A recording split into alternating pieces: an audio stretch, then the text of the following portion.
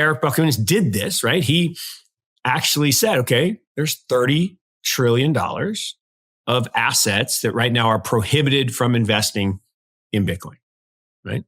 The firms have said, the RIA firms said, nope, can't own it.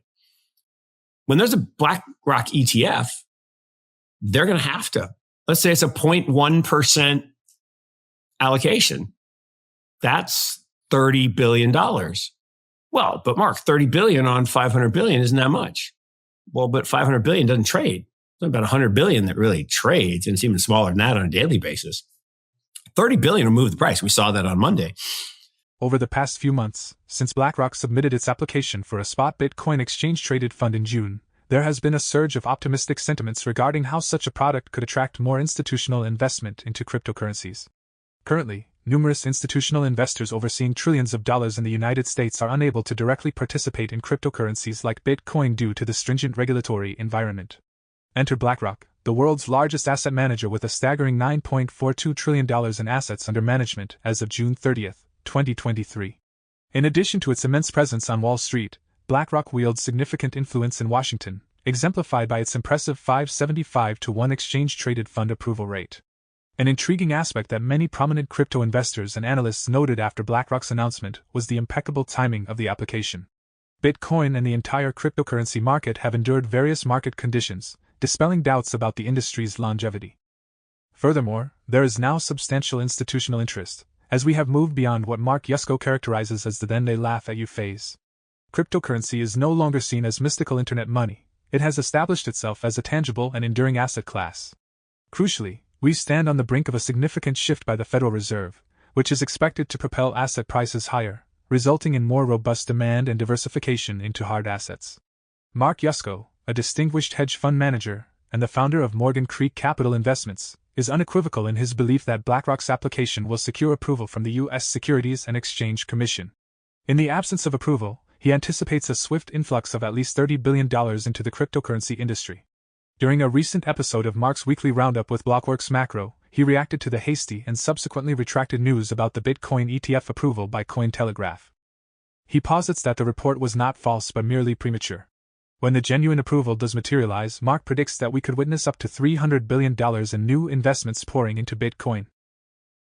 Please take a moment to like this video, subscribe to the channel, and don't forget to drop your comment and observations in the comment section below. Thanks and enjoy the video. I retweeted, but I said, this may not be true. Okay. But if it is, I told you. Because look, BlackRock is going to be approved. They are going to be approved first. I still believe they're going to be approved only BlackRock. People push back on that one. But, and a couple others did say, well, there's no source. It's, likely untrue. But the reality is the reaction to that news is totally legit.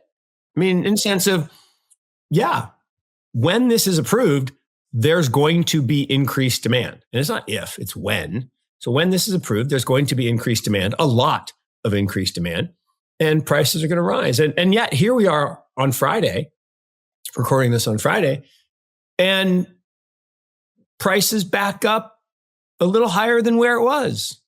So people have been saying, you know what? It's coming.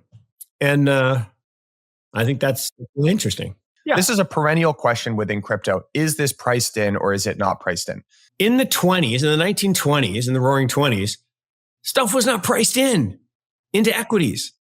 There was lots of manipulation. There was lots of scams. There was lots of big movements on little things. And then that changed a little bit. And then by the 70s and 80s, there were still things that weren't priced in the sense that you had message boards. I love, message boards, and the whole famous thing of Michael Saylor's MicroStrategy was totally manipulated, right? From $3 to $330 back to $3, all by these message boards. I mean, he got fined, people got fined. I think some kid might have gone to jail. I can't remember, but I mean, so markets mature and media coverage matures, and the quality of analysis. Now that, and again, it's not poking anybody in particular, but the quality of analysis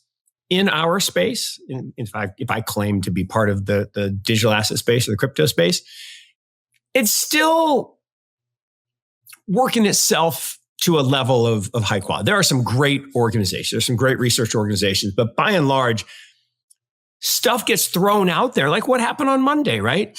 So you were telling me before we got going that I thought the whole thing about the intern was a joke, right? I thought they were saying, oh, it was an intern. Well, I guess it was an intern that, read something on a chat group or a chat room and posted it with no source. That's not what media does, right? Media has to have a source. And then people just fly into it and say, oh, okay, I got to buy. Well, where's the analysis of, well, what does this mean? Eric Balchunas did this, right? He actually said, okay, there's $30 trillion of assets that right now are prohibited from investing in Bitcoin, right? The firms have said, the RIA firms said, nope, can't own it. When there's a BlackRock ETF, they're going to have to let people own it. They're going to have to let their customers buy it. So let's say it's a 0.1% allocation. That's $30 billion. Well, but Mark, 30 billion on 500 billion isn't that much. Well, but 500 billion doesn't trade. There's about 100 billion that really trades, and it's even smaller than that on a daily basis. 30 billion will move the price. We saw that on Monday. But what if it's 1% allocation, which would be a prudent allocation, which people have. There are a lot of people that have 1%, 2%, 3%. Some have lots more, but a prudent allocation would be a 1% position, like a gold at 2 or 3 or 4%. So that's 300 billion. 300 billion on a $500 billion asset. And that ain't priced in. That is, I'm on the record, that is not priced in. The question of whether approval is already factored into the pricing has sparked intense debates in recent weeks. While some sources argue that Monday's rapid yet brief market reaction provides convincing evidence that it is not priced in, Joe Konzer and Nick Bacha, authors of the Bitcoin Layer newsletter, hold a divergent perspective. They characterize Monday's surge as modest and a mere intraday price increase for Bitcoin. In their view, this price action suggests that much of the anticipation and price gains related to a spot ETF approval are already integrated into Bitcoin's current price. They also point out that Bitcoin remains a risk asset, and given the anticipated economic downturn next year, there may not be a substantial influx of capital into a spot exchange-traded fund. However, Alex Craer, co-founder of Asgard Markets and an expert in investment research, takes a contrary stance. He emphasizes that Monday's price action unequivocally refutes the notion that anything related to the ETF is already reflected in Bitcoin's current price. He asserts, whoever thinks the ETF is already priced in has just been proven wrong, and anticipates a significant upward move of at least 20% when the approval comes through. Let's now return to Mark as he elaborates further on Bitcoin and the broader US economy.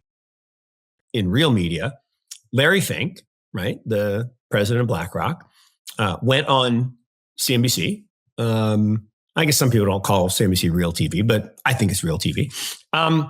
And in the afternoon on Monday, and basically said, rumor, not fact. We haven't been approved. We're still making. In fact, 2 days later, it was reported that they had made the comments back to the SEC because October 17th, Tuesday, was the day on which either it had to be approved or they had to say, hey, you have to give us more and there's another 90 days. So that clearly happened. But Larry came on TV and said, amongst other things, well, really, things are pretty tough out there and people are afraid. And so there's a flight to quality in treasuries, gold, and crypto, which Bitcoin, crypto, people get mad, but Bitcoin is a cryptocurrency. I mean, it just is. But and there's he means Bitcoin, not crypto. Whatever. Yes, his application is for Bitcoin. Maybe he's not allowed to say the word Bitcoin because he's in the app. I don't know. I don't think he really doesn't understand. He's a pretty smart guy. But it is demand for other cryptocurrencies as well. But bottom line is Bitcoin is the safe haven. Other things are, you can argue whether other things are good, bad, or indifferent, but Bitcoin is digital gold. There's this conundrum, right, where things look pretty good from an economic perspective. If you look at the economic data, we had 2% growth. Now they're saying we're going to have 5% growth. Now the retail sales thing, part of that was just oil prices went back up and gas prices went back up, and a big chunk is gasoline. Okay, fine. That's not going to play well for the next election, by the way. If oil prices are over 100 and gasoline prices get back to $4 at the pump, so expect something. And the debt is a number that's incomprehensible at 33.5 trillion with a T. Okay. So that drawdown is the percentage drawdown. That isn't the actual drawdown. That actual drawdown, orders of magnitude. But now you got to inflation adjust. Fine. But I'm willing to go on the record, probably without doing the math, not probably without doing the math, but I'm probably right. That this is bigger, even inflation adjusted, like orders of magnitude bigger. And it's just because the law of large numbers and the decimation in places that have not bubbled to the surface yet. I mean, I just terrible. So terrible. Where do you think those places are? Regional banks. There's a whole bunch of banks that are insolvent right now. Completely, totally insolvent. I mean, done, board them up, distribute what's left. But there's this government program that says, no, you're fine. You're fine. We'll buy them all. But you don't have the money. Well, we'll just make it. Well, if you make it, then what happens to the rest of the money? Well, we'll worry about that later. So but banks definitely, companies, there's a whole bunch of companies that borrowed at really low rates and levered the crap out of that's a technical term, out of their balance sheets. Essentially, there is a widespread rush to embrace the Bitcoin ETF trend, with even JP Morgan, the nation's largest bank in terms of assets, jumping on board. Recent reports indicate that both JP Morgan and Bloomberg analysts have made predictions that the SEC will grant approval for a Bitcoin exchange-traded fund before January 10, 2024. In the meantime, data analytics firm CryptoQuant is forecasting a substantial 50% increase in Bitcoin's market capitalization if the spot ETF is approved. According to a recent report from this firm, Bitcoin is poised to become a $900 billion asset, and the entire crypto market will expand by an impressive $1 trillion. Furthermore, the report highlights that if issuers who have applied to list Bitcoin ETFs allocate just 1% of their assets under management, it could result in approximately $55 billion in fresh investments flowing into the cryptocurrency industry. The question arises, do you share the belief that the approval will trigger a massive influx of billions of dollars into the crypto ecosystem? Or, considering the current macroeconomic conditions, do you harbor more cautious sentiments? We invite you to share your thoughts in the comments section below. For more daily dose crypto news, check out these 2 awesome videos on your screen. Click now and we will see you on the next video.